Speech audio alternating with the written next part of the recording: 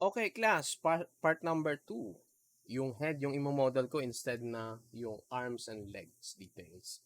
Para ma-skip natin yung na-gets nyo na part, which is yung arms and legs details. No? Enough blabbering, punta na tayo dun sa ating session. So, what I have here is yung image plane dun sa part 1. So, binigay ko siya sa my files ninyo. So, i-announce ko naman siya sa announcements once I posted that. So, check nyo kung ilan yung nandito sa ating base. So, gumawa tayong base mesh. Kung na-follow nyo yon, probably same tayo ng magiging look. No? So, delete natin tong inner face. Siyempre, magkakos yan ng ganito. Wala namang ganyan, di ba? So, pag nag-duplicate special ako, ganyan look niya. Which is, hindi naman tama. So, fix dyan. Select the faces, yung inner. And then, delete. Press 1 and 3. Check nyo kung meron double extrusion. Well, for me, walang double extrusion. So, I don't have a problem na sa double extrusion. So, let us move and block na natin yung head. So, first, kukunin natin yung shape like this. So, duplicate special ko para mag-gets natin. Kunin natin yung blocking or yung outline ng head. So, this one, push natin pa back. Push natin here. And then push it side. Okay?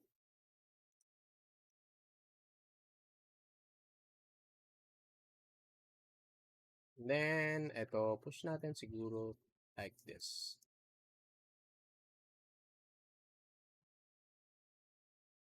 And, I think this one, vertex here, atake natin like this. Okay? And, push natin pa side. And, push natin pa back. Oops. This is yung magiging jaw. So, baka mapansin nyo, sir, bakit parang different yung nandun sa first run natin? Yeah, oo nga, actually iba siya. Pero it's, magiging outcome neto is magiging same lang din. So, we are just establishing yung low polygons. As long na alam nyo yung magiging flow ng topology sa head, yun yung magiging important. Okay. So, midline, lagyan natin here. Kasi ito yung nasa ear and eyes.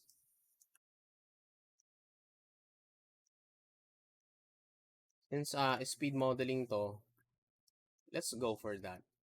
So, next is, na-mention ko last time na dapat ang flow neto sa side is like this. Like, let me create a cylinder, pipe. Pakita ko lang para ma-visualize nyo ulit. Bakit sir naglagay kayo ng pipe nung session natin? Ano ibig sabihin nun? So, let me just do it. 6. So, dapat ang magiging form niyan is like this. Ito. So, ano yung binabanggit nyo, sir? Bakit ganun? So, let me just mention ulit. Etong outer edge vertices, pwede ko siyang i-push inwards. Then, push inwards. Yan, okay. Then, eto, push natin inwards. Check natin. Click lang isa, hindi ako nagba-back selection. Isang click, push. Isang click, up. Isang click, push. Isang click, push. Yan. Then, ito, isang click, push lang inwards. Ito rin siguro. And, so, oops.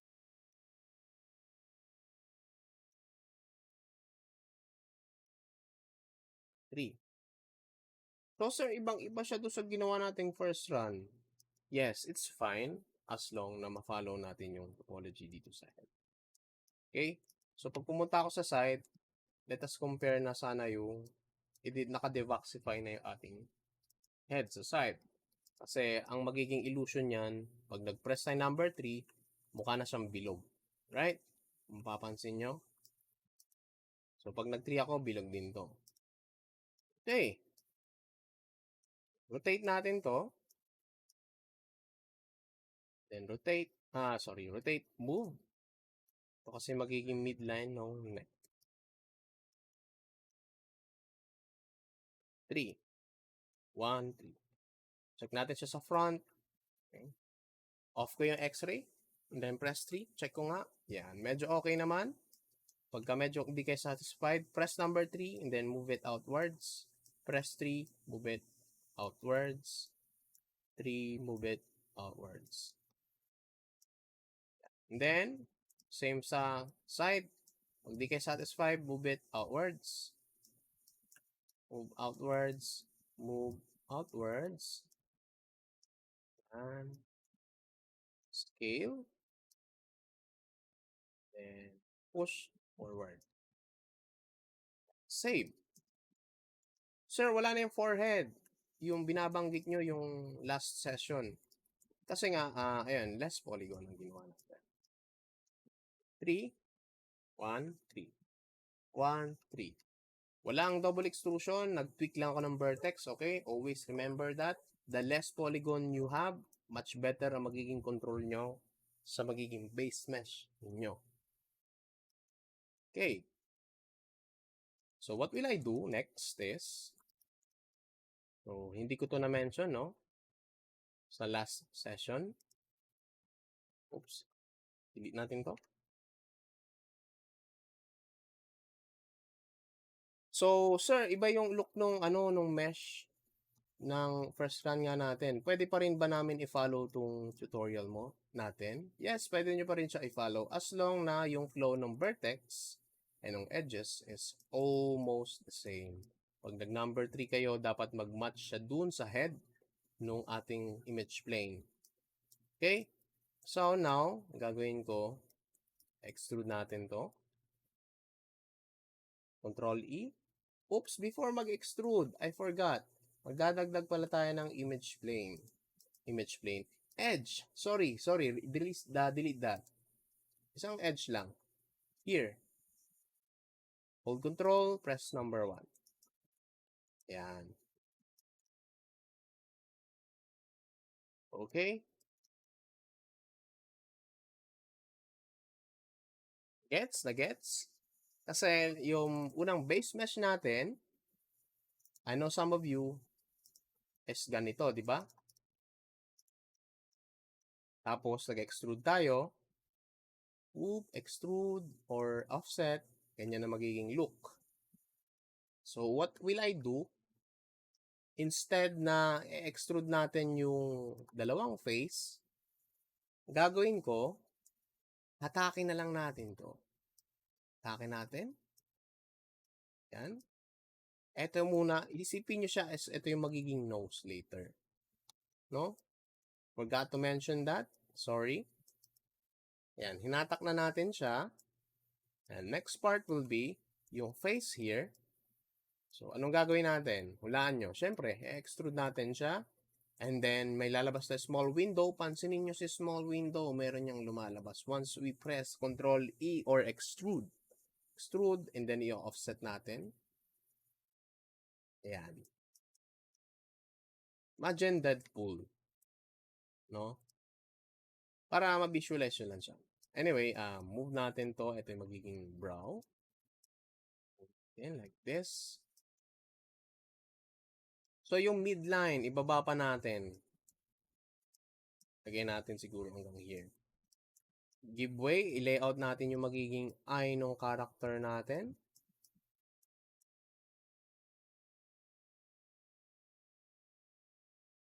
Ayan. So, this time, pwede nyo na siyang i-delete. Sir, pwede i-delete? Yes. Pwede nyo na i-delete yung face. Sa gitna. Delete. Press 3. Yan yung magiging look niya. Okay? So, vertex. Oops. Sir, may nakalimutan kayo. Hindi kayo nagdagdag ng edge dito. Bakit nyo dinilit agad yung face? So, my bad. So, undo lang natin. Or kung halimbawa is na-delete nyo na, ang gawin nyo, no, para yung butas na mesh is ma-fix, double click. Mag-work lang to kapag quads ang may butas, ha, class? Double click nyo yung edge, and then punta kayo ng mesh, i-fill hole nyo lang. Okay? Ngayon, wala nang butas yung mesh ninyo. Multicut, hold control, yung pinakagitna, kunin na natin. Okay? Yan. So, later ko na to i-add. Then, i-delete natin siya later. Shape muna natin yung eyes. Oop. Yan. Sundan natin. Siyempre, magdadagdag ba ako ng edge? Press 3. So, let's hope for that one. Press 3. Delete natin. Ito. Delete. Yan yung magiging look ng character. Base mesh. Hindi pa siya character. Alien pa siya. Alien character pa siya. Pwede siya mag-work as alien character. Pero it will take a lot of process kung gusto nyo i-follow yung topology ng character. So, move natin to side. Yan. Okay? Shape ng eyes ng character. Oops, masyado tong atak natin pa loob. Pa back. 3. Yan. So, ngayon, mukha pa siyang alien. So, push natin to pa back para lumalim. Yan. So, magkakaroon siya ng mask. Kahit hatakan nyo siya paloob, kung medyo squeamish kayo, ang pangit naman ng base mesh ko, hatakan nyo lang paloob. It's fine, mukhang hindi pa siya kaaya-aya sa una. Kasi, ini-establish pa rin pa lang natin yung facial topology. 5. Save, Control S. Okay. Next na bubutasin natin yung sa may mouth naman. Hindi ko siya bubutasin, hindi ko i-delete. What will I do is same here. I-extrude natin at i-offset. Offset. Yun. Isang offset lang. So, now, ito yung magiging look niya. Pangit, di ba? Mukha talaga siyang alien. So, sir, anong gagawin natin? Ito natin, extrude, then offset. Di-delete ko tong nasa inwards. Yung face na isa. Delete. Magkakaroon niya ng butas. Magmumukha siyang monster. Yes, monster. Mukhang creepy. Then, gagawin ko, move natin siya dito sa center. 3. So, ayun, ganyan na magiging look niya. Don't worry, nag-establish pa lang tayo ng tamang topology. As I always say. So, ngayon, meron tayong guide, which is yung image plane. Diba, nakikita nyo yung image plane natin? Let me hide yung model lang. Hide. Ito. Right? So, gawin natin, since na-establish na natin siya, paikuti natin siya around the mouth. Move lang ng vertex. Wala akong i-extrude. Isang extrude lang ha, class. 3, 1, 3. 1, 3. 1, 3. Oh, so gawin yung practice yung pag-press ng 1 and 3 kapag nag-check kayo ng model. No? Para ma-impress si next instructor ninyo. Press nyo 1, 3, 1, 3. No? Ba't ang bis mo pumindot ng 1, 3, 1, 3? Sir, turo po ni circuits para malaman kung may double extrusion. Ayun. So, speed modeling. Part of speed modeling. Joke lang. Anyway, 3. 1, 3, 1, 3, 1, 3. So, face. Pwede ko na ito i-delete. Delete na natin. Yan. Magmumukha siyang mask sa una. So, huwag kayong matatakot sa kanya dahil base mesh pa rin siya. Push natin 'to kapagka yung jaw is masyadong malayo dun sa image plane, push natin inwards. And eto lalagay ko siguro here. So, nakikita niyo yung line? Yun ngayon yung susundan natin. Push, push. Yan. 'Di ba? Mukha na siyang happy mask. Ngayon, press 3, 1, 3. Yan. Oops, on natin yung x-ray. Medyo hindi natin nakikita.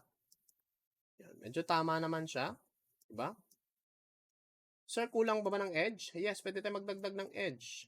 Select natin itong tatlo. Multicut or connect. Enter. Yan. So, ito yung nandito. So, cheeks.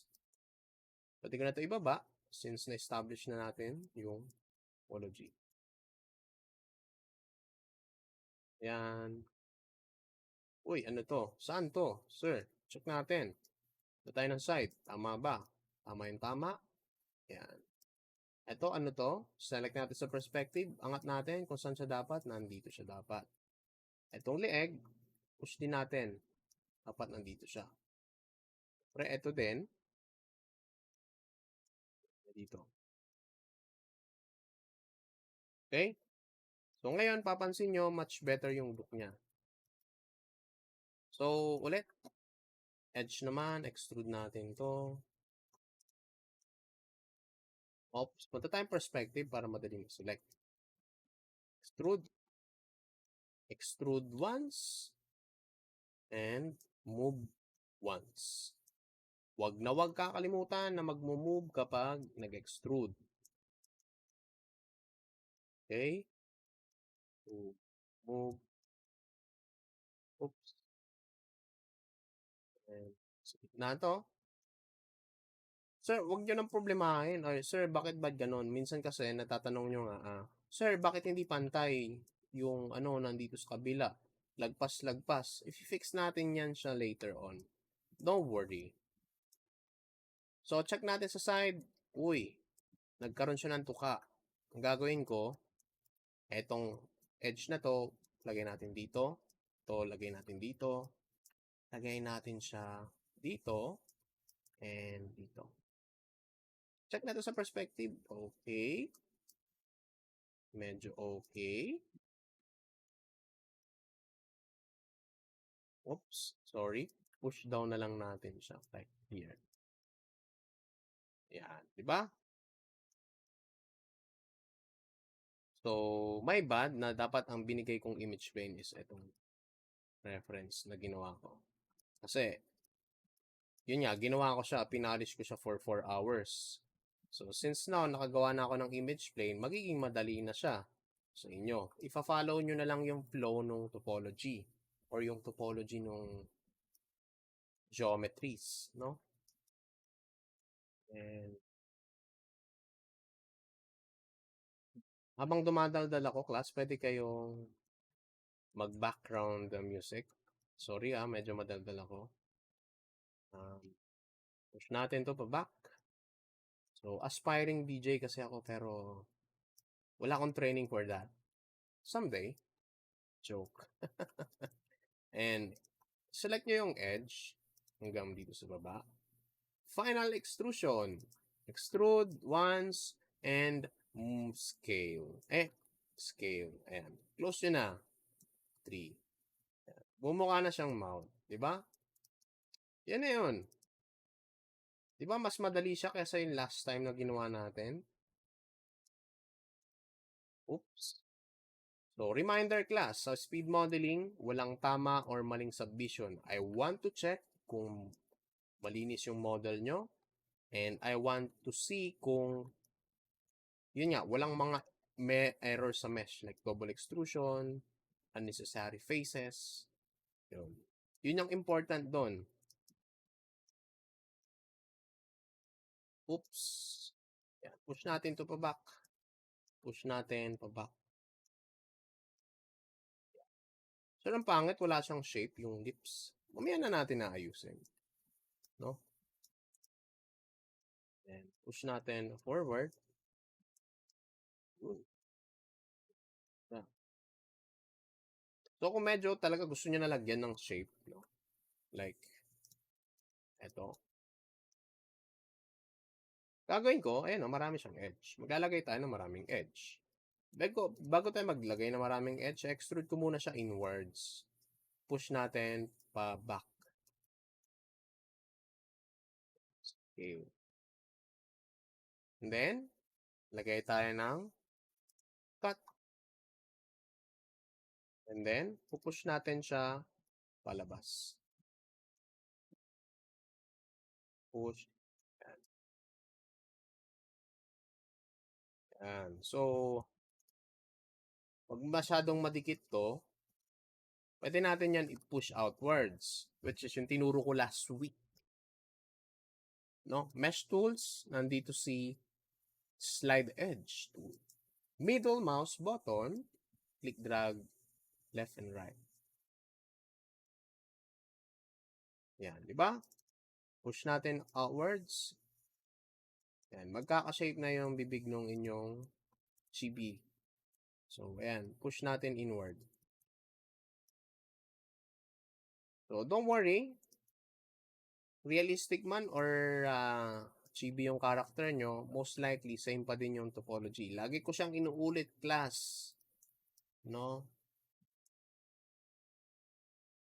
Unless humanoid yung imo-model nyo or reptilian. Yun, hindi ko siya ginagawa. Hindi ko pa siya nagagawa mag-model ng reptilian character. Okay. So, eto na yung nasa mouth. So, next naman yung nasa eyes. Oops.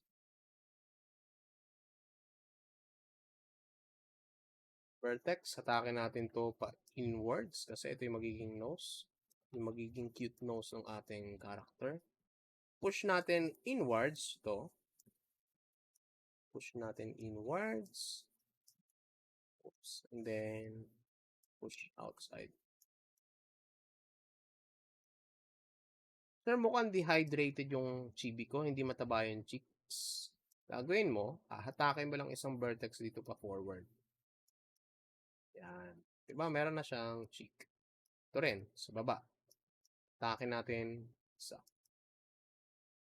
Then, isa.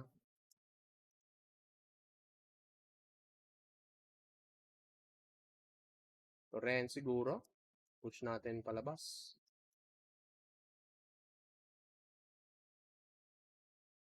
Oops. Vertex.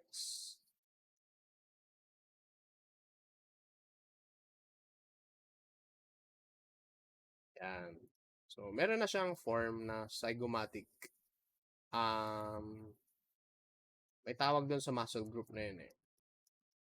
So, ngayon, okay na yung nasa face. Mamaya na natin i-detail yung nose. Dito na muna tayo sa eyes. So, extrude tayo siguro once. Before tayo mag-extrude, aayusin muna natin yung shape niya. So, etong nasa tear duct, no? Let me turn on yung polygon. Itong nasa tear duct, copy natin yung location ng vertex dito sa ating reference. Sir, kulang siya ng isang edge loop. Magdadagdag po ba tayo? Sige, dagdag tayo, isa lang. Okay? Multicut, isa lang dadagdag ko. So, ngayon, nadagdagan siya hanggang dun sa baba. Oh, no. Siya, ang dami na tuloy niyang polygon. Yun yung iniingatan natin. Mag-extrude vertically. Ayan, no? Dadagdagan siya. So, ang fix niyan, it's either, oops, huwag ka magka-crash. I think magka-crash yung aking Maya.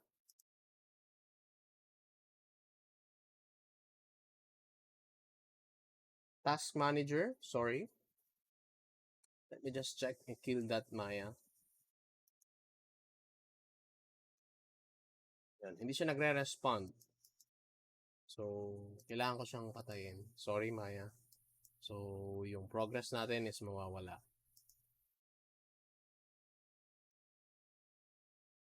So, end ko na muna yon. ang minodel natin yung face hanggang dun sa mouth. And then, part number 3, dun naman sa may eyes. Alright? And then, I will be ending this para sa ating part number 2. Next is part 3, sa eyes naman. Alright?